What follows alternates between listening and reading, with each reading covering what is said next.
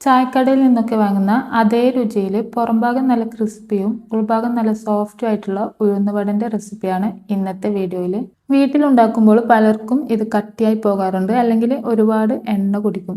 ഇന്ന് നമ്മൾ മിക്സിയിൽ മാവരച്ച് ഒട്ടും എണ്ണ കുടിക്കാതെ പെർഫെക്റ്റ് ഉഴുന്നുവടയാണ് ഉണ്ടാക്കാൻ പോകുന്നത്. ഇതിനായിട്ട് ഞാനിവിടെ 2 കപ്പ് ഉഴുന്ന് 2 മണിക്കൂർ കുതിരാനായിട്ട് മാറ്റി വെച്ചിട്ടുണ്ട്. 2 മണിക്കൂറിന് ശേഷം ഉഴുന്ന് വെള്ളം നന്നായി ഊറ്റിയെടുത്ത് മിക്സിയുടെ ജാറിലിട്ടിട്ട് നന്നായിട്ട് അരച്ചെടുക്കുക. മിക്സിയുടെ ചെറിയ ജാറിലിട്ടും ഇത് അരച്ചെടുക്കുക. അരക്കുമ്പോൾ 2 or 3 ഐസ് ക്യൂബ് ഇട്ടിട്ട് അരച്ചെടുത്താൽ മതി, അല്ലെങ്കിൽ 2 ടേബിൾ സ്പൂൺ തണുത്ത വെള്ളം ഒഴിച്ചിട്ട് അരച്ചെടുക്കുക. വെള്ളം ഒട്ടും കൂടി പോകാതെ അരച്ചെടുക്കാൻ പ്രത്യേകം ശ്രദ്ധിക്കുക.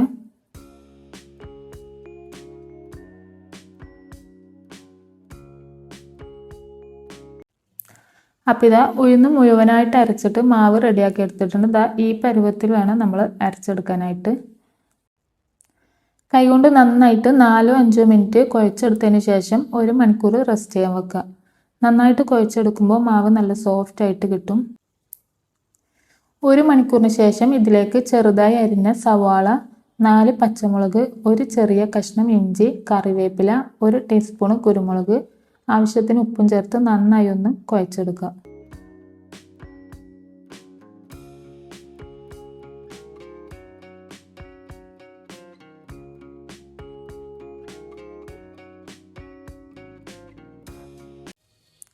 ഇനി കൈ അല്പം വെള്ളത്തിൽ മുക്കിയ ശേഷം മാവിൽ നിന്ന് ചെറിയ ഉരുള എടുത്തിട്ട് ഇതുപോലെ ഷേപ്പ് ചെയ്തിട്ട് നടുവിലൊരു ഹോളാക്കിയെടുക്കുക. ഓരോ വട ചെയ്തെടുക്കുമ്പോഴും കൈ വെള്ളത്തിൽ മുക്കിയ ശേഷം മാവ് എടുക്കുക. അങ്ങനെയെങ്കിൽ കയ്യിൽ ഒട്ടിപ്പിടിക്കാതെ മാവ് നന്നായിട്ട് കിട്ടും.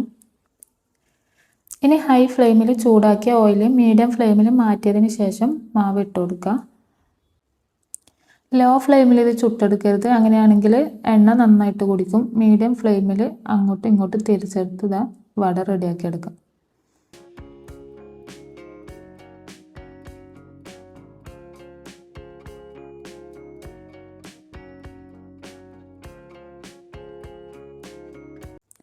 ഉഴുന്നുവട എല്ലാം റെഡിയായി വന്നിട്ടുണ്ട്. ഇനി നമുക്കിതിലേക്ക് ആവശ്യമുള്ള ചട്നി റെഡിയാക്കി എടുക്കാം. ഒരു പാത്രത്തിൽ അല്പം ഓയിൽ ഒഴിച്ചിട്ട് 4 അല്ലി വെളുത്തുള്ളി, 2 വറ്റൽമുളക്, 1 സവാള, 2 തക്കാളി, അല്പം മഞ്ഞൾപ്പൊടി, 2 ടീസ്പൂൺ കാശ്മീരി മുളക് പൊടി, എന്നിട്ട് അടച്ചു വെച്ച് 3-4 മിനിറ്റ് വേവിച്ചെടുക്കാം.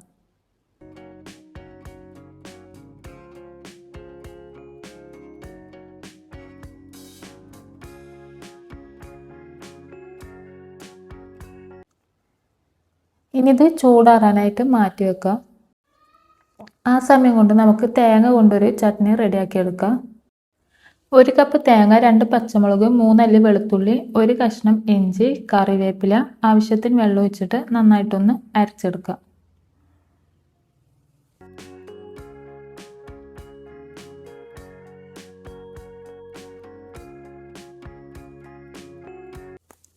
ഇനി നേരത്തെ ചൂടാറാനായിട്ട് മാറ്റി വെച്ച സവാള, തക്കാളിയും കൂടെ ഇതിലേക്ക് ഇട്ടിട്ട് നന്നായിട്ടൊന്ന് അരച്ചെടുക്കുക. അപ്പോൾ ഇതാ 2 ചട്നിയും ഇവിടെ റെഡിയായി വന്നിട്ടുണ്ട്. ഇനി വെളിച്ചെണ്ണയിലേക്ക് കടുക്, വറ്റൽമുളക്, കറിവേപ്പില എല്ലാം കൂടെ താളിച്ചെടുത്തിട്ട് ഇതിലേക്ക് ഒഴിച്ചു കൊടുക്കുക. അപ്പോൾ നിങ്ങൾക്ക് ഈ വീഡിയോ ഇഷ്ടമാണെങ്കിൽ സബ്സ്ക്രൈബ് ചെയ്യുക, സപ്പോർട്ട് ചെയ്യുക. പുതിയൊരു വീഡിയോ ആയിട്ട് വീണ്ടും കാണാം.